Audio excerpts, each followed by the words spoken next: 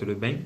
Bom, eu sei que eu prometi que esses vídeos de curiosidade sobre os conflitos armados estariam disponíveis nos stories, mas infelizmente meu Instagram não suportou e travou, bloqueou um monte, então eu vou jogar no IGTV, tá bom? Espero que isso não seja nenhum tipo de problema. Vamos lá, Brasil na Primeira Guerra Mundial. Quando que inicia a Primeira Guerra Mundial? Em 1914, mas quando que o Brasil dá os primeiros indícios que ele iria participar? Em 1917, para ser mais preciso, em abril deste ano. Como que isso funcionou? Como foi a entrada do Brasil? A Alemanha torpedeou um navio que chamava o Vapor Paraná, ou o Paraná, que só era o melhor navio da Companhia de Comércio e Navegação. Então, assim, pouca coisa, quase nada, né? Esse navio saiu lá do Rio de Janeiro com destino a um porto francês. Como cautela, ele navegou com todas as luzes acesas e com a bandeira brasileira pintada nos bordos e hasteada no mastro. Fora que, como estávamos neutros na guerra, a Primeira Guerra inicia com o Brasil neutro, nós não tínhamos armas a bordo. E mesmo assim, sem nenhum aviso prévio, o Paraná recebeu um torpedo a bombordo, partido pertinho ali da linha de navegação, 1 metro mais ou menos de onde ficavam os marinheiros. E após o ataque, o submarino alemão subiu até a superfície e acertou 5 tiros de canhão no navio parado. Então, sim, a intenção era realmente afundar esse navio. E tudo isso aconteceu no Canal da Mancha, tá? Só para a gente ter uma noção de geografia também. Com isso, o Brasil rompeu suas relações com o Império Alemão e a Alemanha afirmou de pé junto que a embarcação tinha colidido com minas francesas, minas aquáticas francesas. Aí você vira e fala, pô, Renan, mas eu lembro da época de escola que o professor disse que a Alemanha fechou, ela bloqueou a passagem marítima no mar. Óbvio que qualquer navio que fosse ali ia ser afundado. Ok, mas o Paraná ele foi numa ideia de ser um navio de transporte, tá? E por esse motivo de saber que tinha um bloqueio por conta da guerra, que as luzes estavam acesas e as bandeiras estavam pintadas e hasteadas, tá? Para realmente mostrar, olha, eu não estou na guerra. Enfim, como se já não bastasse, em maio desse mesmo ano, em 1917, outro navio brasileiro foi afundado. E essa foi a vez do vapor Tijuca, que estava carregado de café. O Tijuca saiu do Brasil com destino a Portugal.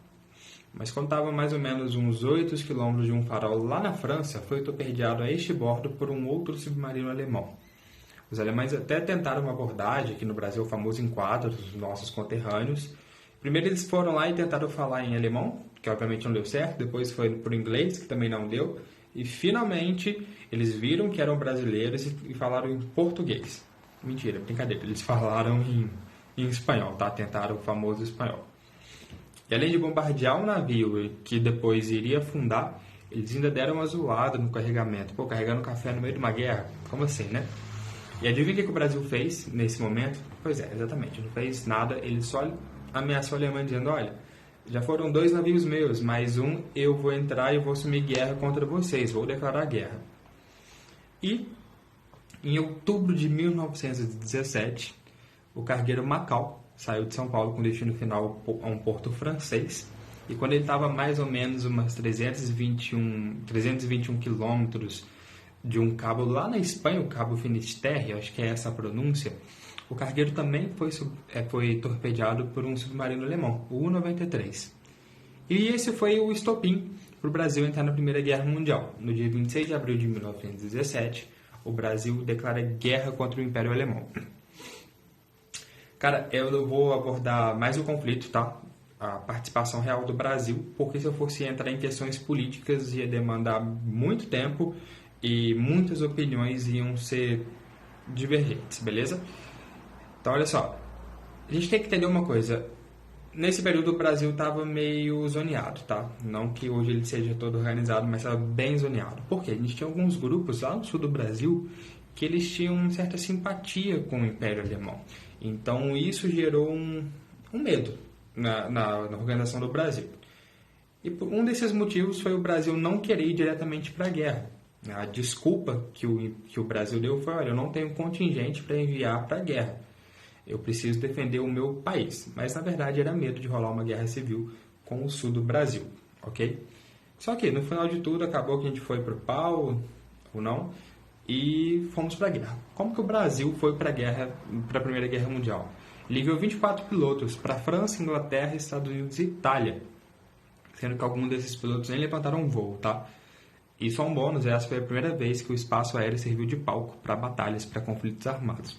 Não eram os aviões que a gente está acostumado hoje, aqueles caças super maneiros, com metralhadores, bombas, bombardeiros, torpedeiros. Não, eram aviões simples, de materiais simples, que era um piloto que estava com uma arma que era a arma dele, e um copiloto, que alguns aviões nem tinham função de copilotagem, era só um cara atrás, que ele fotografava locais, fotografava zonas inimigas e atirava e tampava granadas, torpedos com a própria mão, tá? Então não é essa visão de eram aviões super modernos de guerra. Não, não eram. Fora isso, foram 86 médicos enviados para a França e depois foram juntando alguns estudantes de medicina, outra galera da área de saúde e alguns soldados para fazer a ronda e guarda dos hospitais militares. Então, no total, foram uma média de 156, 160 militares também para a área médica e uma esquadra naval, que foi o que poderia ter sido participado de forma efetiva na guerra, tá? Essa esquadra naval era a DNOG, Divisão Naval em Operações de Guerra. E ela era composta por 2 cruzadores, 4 contra-torpedeiros, um tender e um rebocador, beleza? Até aí, ok. Quando a DNOG desembarcou, aconteceu algo que mudou totalmente o rumo do Brasil na guerra. Uma galera sofreu com a gripe espanhola. Só para vocês terem ideia, tem alguns registros que falam que na casa de 176 militares morreram por gripe espanhola. Não foi pelo conflito, foi pela gripe, tá? E no final das contas, os marinheiros brasileiros foram enviados para uma região na costa sul da Espanha, conhecida como Gibraltar, beleza? Guardem esse nome. E foram avisados que por ali estava tendo uma ronda de submarino alemães. Então, olha só, vamos contextualizar isso. Os caras, eles foram enviados para patrulhar a costa africana entre Dakar e Gibraltar, e depois eles foram enviados diretamente para Gibraltar, beleza? O Brasil saiu do Senegal com destino ao sul da Espanha, Gibraltar, e adivinha, os tripulantes avistaram que para eles era um submarino alemão. Creio que alguém tenha falado, olha lá, um telescópio, algo do tipo, é um submarino alemão. E na hora do rush, o pau cantou. Tá? Foi tiro para tudo quanto é lado, foi bomba, torpedo, o que eles tinham, eles tamparam em cima desse suposto navio submarino alemão. E foi quando eles viram que o mar ficou todo vermelho e pensaram, pô, maneiro, destruímos um submarino alemão.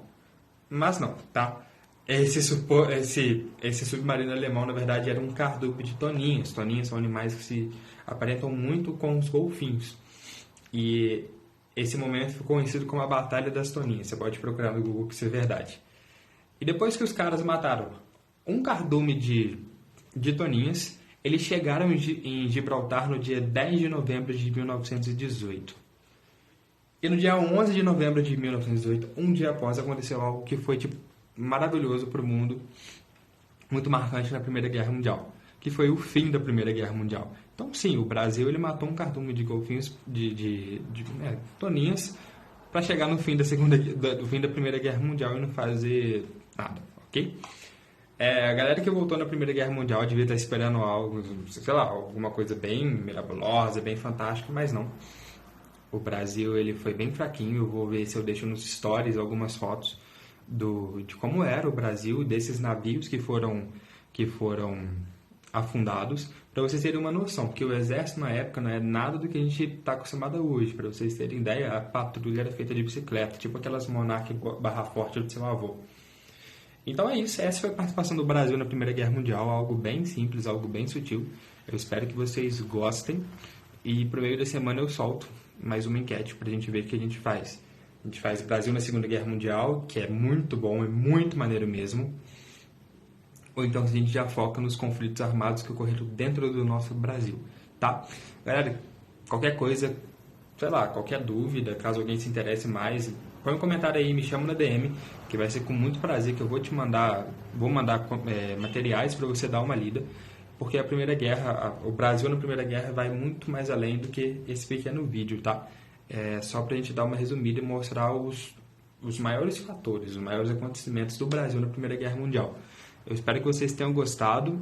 E é isso aí. Tamo junto, um abraço e até semana que vem.